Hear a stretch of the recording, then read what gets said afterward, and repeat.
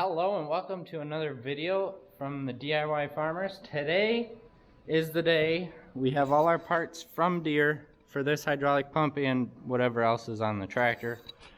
We still haven't sent the radiator and oil cooler out to get pressure tested and stuff like that, so we're still going to do that. So this is strictly just getting the hydraulic pump ready to go and then probably getting it installed here.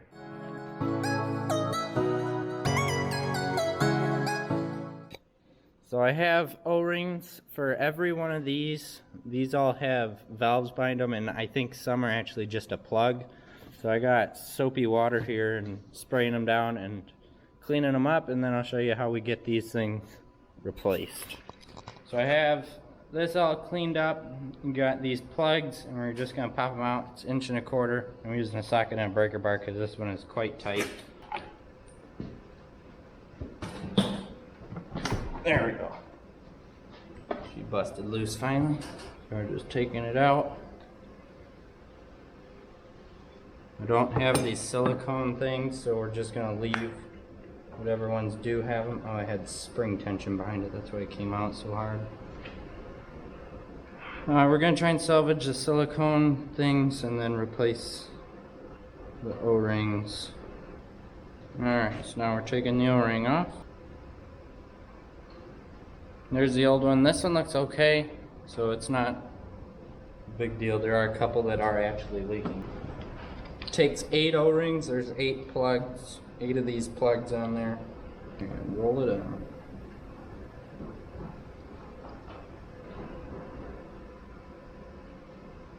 And we're gonna have to do a good old push down and twist to get this thing to start.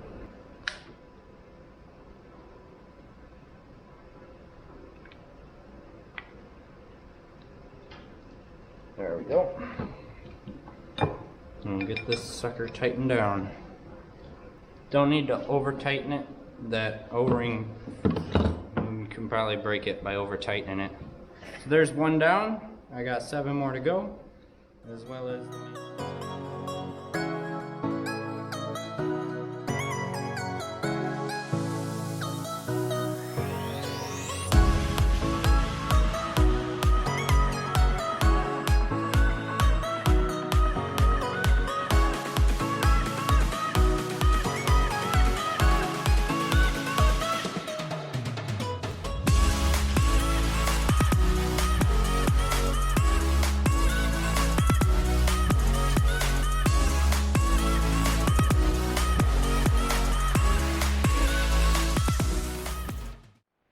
Hey guys, went and talked to a John Deere tech about some questions I had about this pump, and the one thing is every plug I took off had like this white thing around it on the outside, and it ended up, I wasn't sure if it was a 2-piece system or not, and so I asked him if it was really necessary to have those on there, because I didn't want to get this pump all put back in and get the tractor going and every single plug on the pump leak. That would have been a serious problem.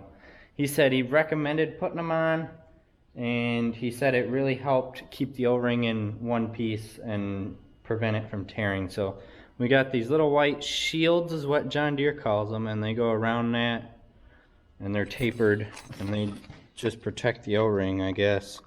So we're gonna put all those in before we reinstall the pump back in the tractor.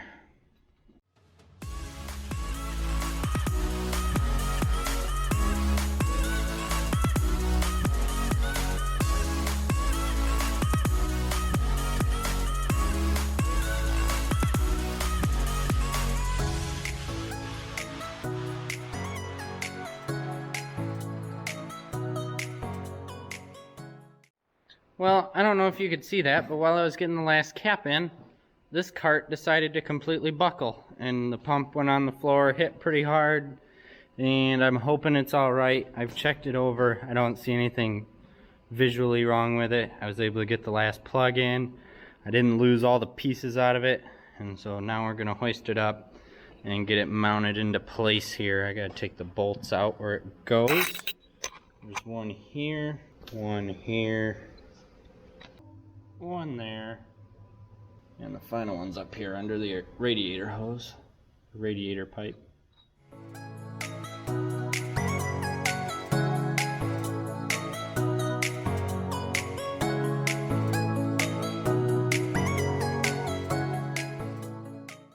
So here's the pump in position. This little line on the back here that goes underneath the pump and goes into the bottom, that was a real pain to put on. I'd recommend probably when you take your pump off, taking it off up here. But it's a flexible line so you can hoist it up. I just had trouble getting it started on that fitting. I got the bolt started there and on that side, so I just gotta get a 3/4 inch socket and a extension and ratchet and zip those in, and then I'll be able to take the chain off, rotate this, put these bolts in, and then that should be the pump in place. I have this to put back on over on this side right there, and then I think we will be ready to put the radiator back on, but that'll probably be tomorrow because it is getting late and I got chores to do yet. Hey guys, we are right back here putting this radiator in now, and we didn't end up sending this or the oil cooler out to get pressure tested because we didn't have any obvious leaks except for the bottom radiator hose itself, so we didn't see any point in getting this pressure tested. And it also was just tested, I think, 3 years ago, and then that was brand new when the transmission got redone on this, which was about 5 years ago. So we feel like it's not really necessary.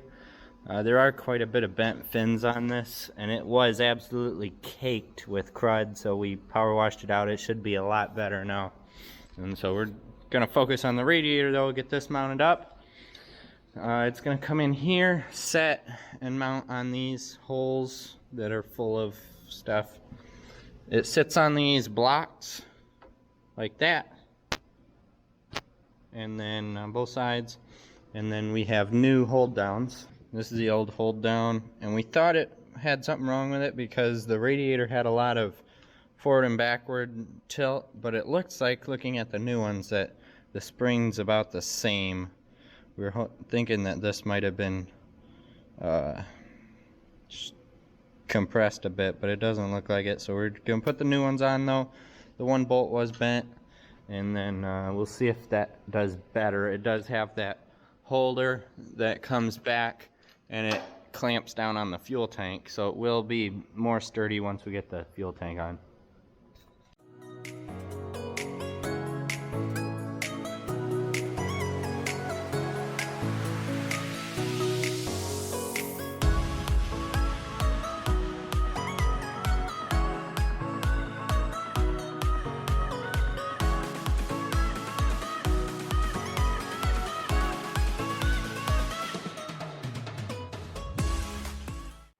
Here's the radiator, 99% installed. I just have to pick up, there's a couple of these screws here for the fan shroud. Somehow I lost two. I don't know how that happened, but they're not here. They would have been there and would have ended up on the floor, but I'm not seeing them. Got all the radiator hoses hooked up. I ran into a problem there. I don't know if you noticed in the time lapse, the radiator was up here and then went down again. Well, the threads completely stripped out of the frame where that bolt goes through. So that's a 5/16 bolt instead of 3/8, and it goes all the way through the frame with a nut on the bottom, and that's what's holding the radiator down now. So should be all right. And then I got the new radiator hose in down here.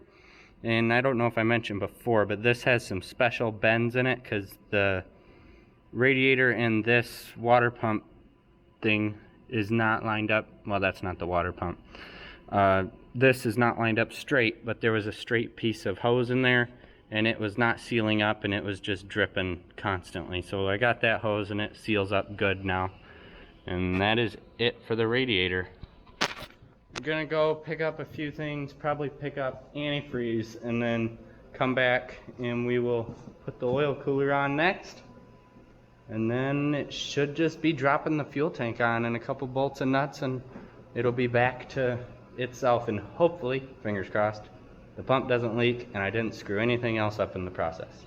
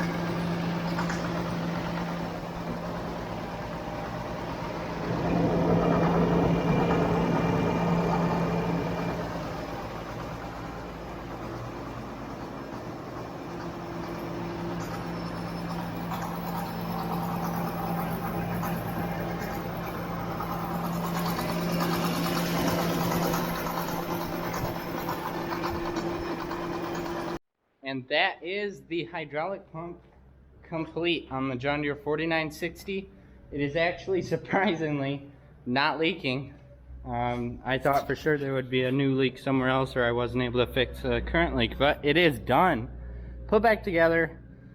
One thing, there's always something that goes wrong when you're fixing something, and this is not something to do with something I took part of the hydraulic pump. It's something else I fixed while everything was taken apart.